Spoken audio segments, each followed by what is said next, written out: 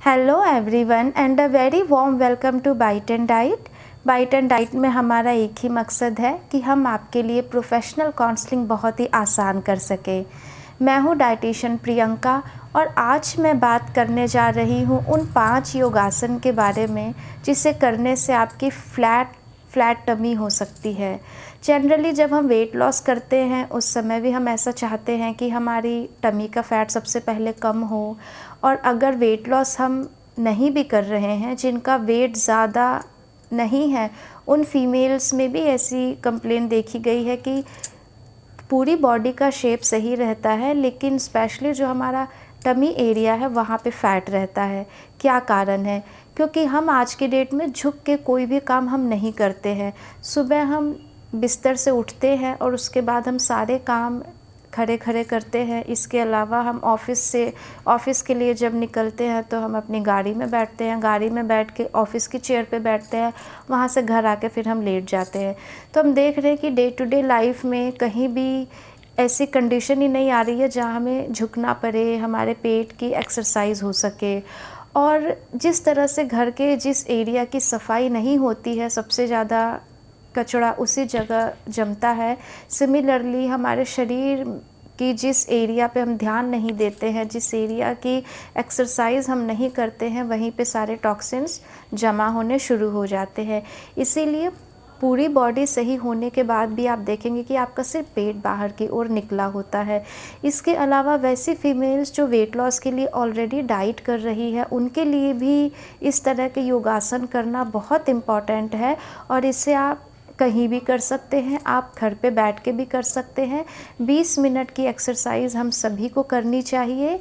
And जो लोग diet से अपना वेट लॉस कर रहे हैं उनके लिए तो एक्सरसाइज इसलिए भी इम्पॉर्टेंट है क्योंकि जब हम वेट लॉस करते हैं तो हमारी body muscle loss, fat loss सब कुछ करती है। तो उसे रीगेन करने के लिए, जो भी आपका मसल लॉस हुआ है उसे रीगेन करने के लिए, आपकी बॉडी एक शेप में आए, एक टोनिंग हो आपकी बॉडी की, इसके लिए आपके लिए योगासन करना, एक्सरसाइज करना बहुत इम्पॉर्टेंट है। तो आज मैं उन 5 योगासन के बारे में बात करने जा रही हूँ जिसे करने से आप देखेंगे एक ही हफ्ते में आपका एब्डोमिनल एरिया टोन्ड होना शुरू हो गया है। और ऐसी रिसर्च भी कहती है कि अगर हम 12 हफ्ते योगा करते हैं तो हमारा वेस्ट सरकमफेरेंस कम होता है, हमारा एब्डोमिनल फैट भी कम होता है। तो अगर जो लोग डाइट नहीं भी कर रहे हैं वो भी अगर इस तरह की एक्सरसाइज करें तो कुछ ना कुछ बेनिफिट तो उन्हें भी मिलेगा। तो बढ़ते हैं पहले योगासन की तरफ। आप जब भी योगा करते हैं एक चीज़ ध्यान रखिएगा कि कभी भी किसी गद्दे जैसे सरफेस पे आप मत बैठिएगा क्योंकि उसमें आपकी बॉडी की पोस्चर वो सही नहीं रहती है। हमेशा एक फ्लैट सरफेस पे बैठिए। आप देख पा रहे होंगे कि मैं फ्लोर पे बैठी हूँ और मैं फ्लोर पे ही एक्सरसाइज करती हूँ क्योंकि इससे हमारे स्पाइनल कॉर्ड बिल्कुल स्ट्रेट रहते हैं। तो इसीलिए जब भी आप एक्सरसाइज करें तो आप किसी गद्दे पे बैठ के या बिस्तर पे बैठ के आप ना करें। आप एक फ्लैट सरफेस पे, ज़मीन पे मैट या चटाई बिछा के आप कर सकते हैं। सबसे पहला आसन जो मैं सभी को फ्रॉम डे 1 करने के लिए कहती हूँ, एटलीस्ट 10 मिनट आप इसे करिए। पहला है कपालभाति। इसे आप इस तरह से करते हैं।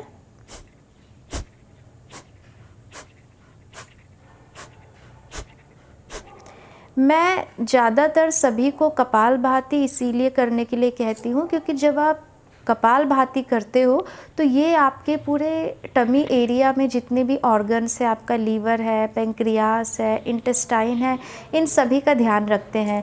एंड मैंने जिनको भी ये योगासन करने के लिए कहा है वो कहते हैं इससे कुछ हो ना हो हमारा पेट बहुत अच्छा साफ़ होता है। तो ये टॉक्सिन्स के एलिमिनेशन में हेल्पफुल है। इसके अलावा अगर आपका फैटी लीवर है, अगर आपको डायबिटीज़ है, अगर आपको पीसीओएस है, इस तरह की कोई भी कंप्लेन है तो उसमें ये वाला आसन बहुत इम्पॉर्टेंट रोल प्ले करता है। तो कम से कम हमें 10 मिनट रोज़ कपालभाति ज़रूर करना चाहिए। जब आप इसे स्टार्ट कर रहे हैं, जब आप इसे फ़र्स्ट टाइम कर रहे हैं तो बहुत ज़्यादा आप मत करिएगा, मतलब बहुत ज़्यादा स्पीड में मत करिएगा, बिल्कुल आराम आराम से ऐसे।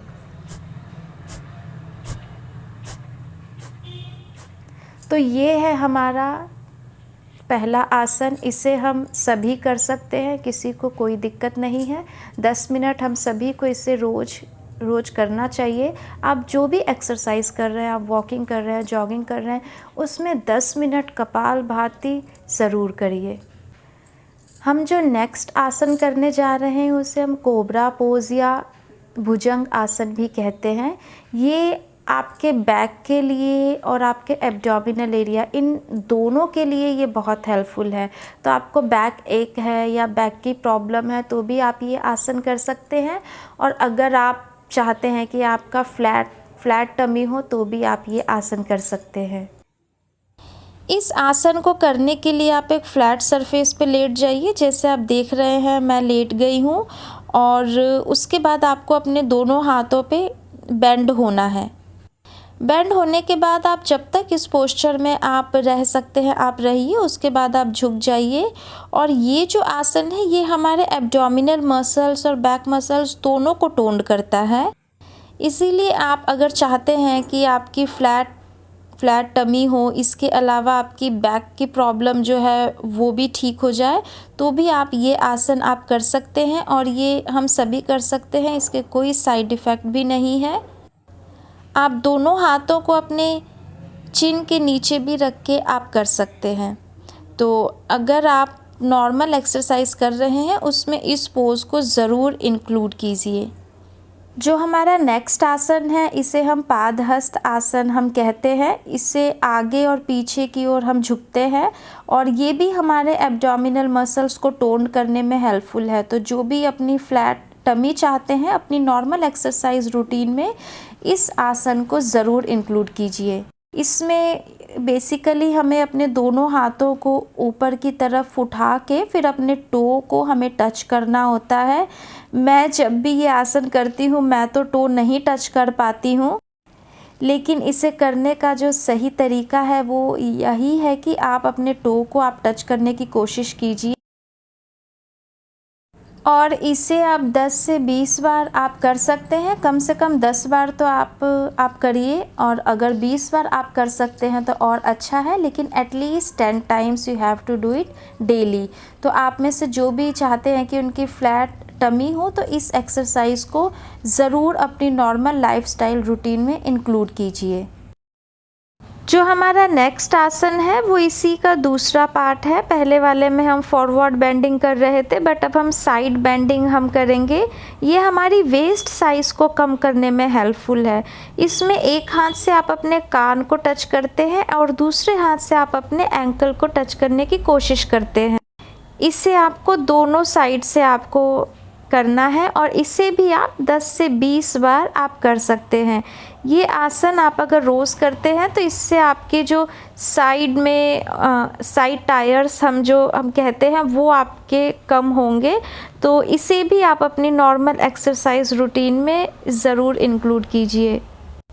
जो हमारा नेक्स्ट आसन है इसे हम पश्चिमोक्तासन भी हम कहते हैं, और इसे करने के लिए आप सीधा लेट जाएंगे और लेट के अपने हाथ और पैर को आप स्ट्रेच करेंगे। आपको लंबी गहरी सांस लेनी है और फिर आप अपने हाथ और पैर को स्ट्रेच करेंगे। हाथ को ऊपर की ओर और पैर को नीचे की ओर स्ट्रेच करेंगे।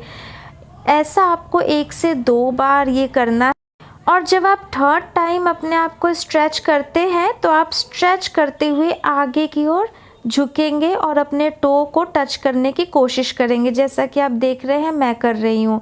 हालांकि एज़ यूजुअल मैं अपने टो को मैं टच तो नहीं कर पाती हूँ, बट इसे करने का सही तरीका जो है वो यही है कि आप अपने टो को टच करेंगे। तो ये थे हमारे 5 योगासन जो हमारे टमी फैट को कम करने में या टमी की टोनिंग करने में बहुत हेल्पफुल हैं। ये हम सभी कर सकते हैं, इसका कोई नुकसान नहीं है। अगर आपको फॉरवर्ड बेंडिंग या बैक बेंडिंग में कोई दिक्कत नहीं है तो बिल्कुल आप इसे कर सकते हैं। और अगर आप मुझसे डाइट प्लान लेना चाहते हैं या आप कंसल्टेशन लेना चाहते हैं तो मैंने अपनी डिटेल्स नीचे डिस्क्रिप्शन बॉक्स में शेयर कर दी है। आप वहाँ से मुझे कॉल या व्हाट्सएप कर सकते हैं।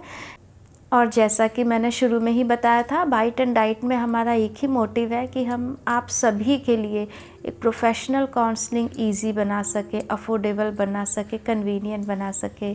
Thank you very much for watching my video. Have a nice day.